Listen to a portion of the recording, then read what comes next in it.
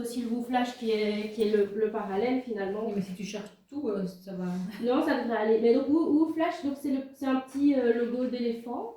Hein, et l'idée c'est donc de créer, on peut créer plusieurs cours, hein, on peut créer donc par matière des dossiers, des sous-dossiers, donc ils peuvent s'y retrouver aussi, avoir une classification. Et donc on peut dire qu'on veut générer des questions avec l'IA.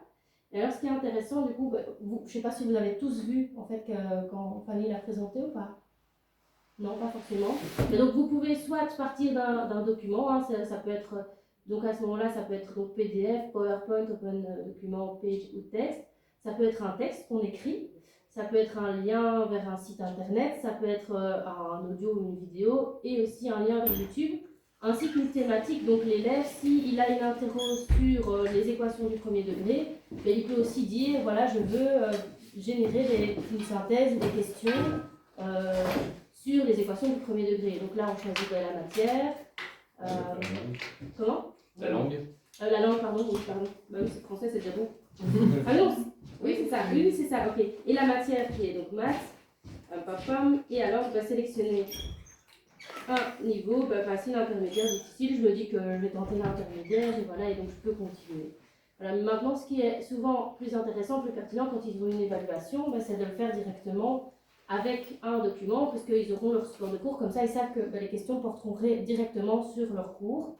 Et là, du coup, je pensais également faire avec ton support, on va voir, peut-être qu'il sera plus rapide. Ici.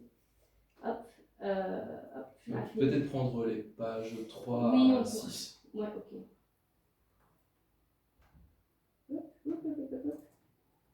Voilà.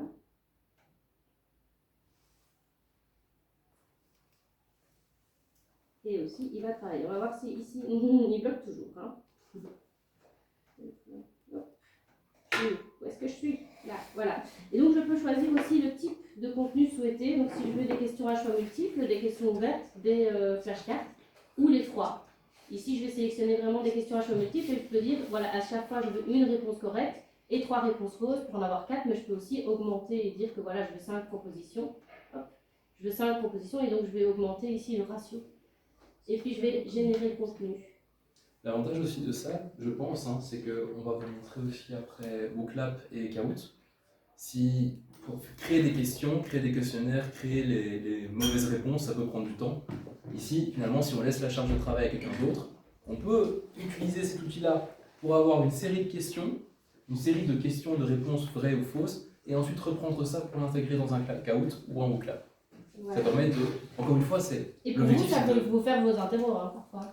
Mais oui, ce WooClap, j'ai déjà utilisé, mais en effet, ça prend du temps de encoder toutes les questions. Moi, c'est finalement vraiment ça, mon objectif, c'est de vous donner du temps, de libérer du temps. Et donc, ces questions-là, tu sais, il y a moyen de les reprendre sur une feuille papier, quoi. Oui, donc tu peux les exporter sur un Word, par exemple, tout à fait. Okay. Maintenant, ici, ce qui est sympa aussi, du coup, c'est qu'une fois qu'on l'a créé, je ne l'ai pas enregistré, c'est ça? Je ne l'ai pas enregistré. Ah, zut! Bon, une fois qu'on l'a créé, en tout cas, on peut... voilà. Zut, je dois recommencer. Bon, c'est pas grave.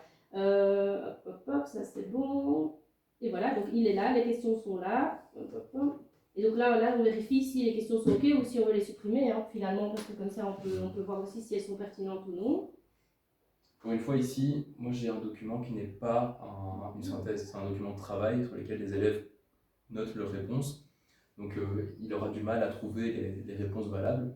Je pense qu'utiliser ça pour une synthèse, c'est vraiment ce qu'il y a de mieux à faire. Voilà. Et donc on peut ajouter les questions au cours.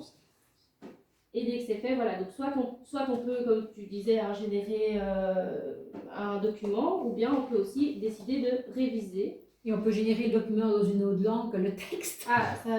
Tu le remets en chinois comme ça. Mais non. Pour nous, une lecture en néerlandais ou en anglais qui génère le génération multiple en français. Oui, sur Quizalis, tu sais le faire en n'importe quelle langue. Non, tu vas me dire, tu peux le faire traduire après par l'intelligence artificielle, mais bon, s'il le fait directement. Mais ça ne correspond pas toujours pile poil. Non. Il faut toujours un petit peu vérifier. On va travailler. Oui. Mais bon, Et ça donne un peu enfin, des idées. entre relire, voilà, et devoir créer ou inventer. Si tu gagnes, Quand t'as pas si tu l'imagination. gagnes 2 heures, si tu dois c'est faire ça, 20 minutes quoi. en plus, c'est quand même du Peut-être temps gagné. relire quoi. quelque C'est vraiment chose ça et l'avantage. corriger. Ici, visiblement, moi ce que je me dis, c'est juste parce qu'on le teste aussi, on le découvre en même temps avec les essais. Voilà, ici il a mis des titres, donc c'est pas forcément une question, tu vois. Mhm. Mais comme je disais, moi c'est un document de travail, donc il n'a Ah oui. pas les réponses particulièrement dans ce document. C'est Ouais. plus difficile pour l'intelligence artificielle. Et de donc toutes repérer tout ça. les questions sur lesquelles il a mal répondu et donc la réponse n'était pas bonne, elles seront reposées à la fin. Donc c'est pas mal aussi pour se tester. Donc voilà, ça peut être utile pour les élèves, tout comme pour les profs aussi. Et Wizdolia ne veut toujours pas fonctionner, mais en fait c'est Et l'autre, celui à droite là, où tu avais mis le truc plus court. oui, mais du coup je crois que comme je l'ai lancé en deuxième lieu, mais par contre ce que je peux faire c'est peut-être le réactualiser et juste laisser celui-ci. Mais c'est aussi un petit peu le même principe qui va se présenter sous forme de flashcard en fait. Et celui qui s'appelle WooFlash, il y a un lien avec WooClap. Oui, c'est les mêmes équipes. Et donc, est-ce qu'on s'est envoyé directement Je pense que le WooFlash en Sur WooClap? Clap. moi je pense Ouais, que oui, tu je peux. je pense que Quand tu exportes, Parce que il me semble, c'est quand tu partages ou quelque chose comme ça, mais c'est vrai que je n'ai pas encore suffisamment expérimenté. Hop. Voilà, mais donc ici, moi, j'ai créé mon cours, j'ai créé ici des questions. Peut-être ici, tu vois, d'en partager. Ah bah oui, parce que regarde, en fait, ici, quand tu vois partager ce code, c'est pour directement rejoindre un événement WooClap. En Ouais. fait. Ah bah, Donc il va utiliser ça pour te rejoindre dedans. Voilà. Je pense que les deux applications fonctionnent quasiment comme une seule, en fait. Mais bon. Ouais.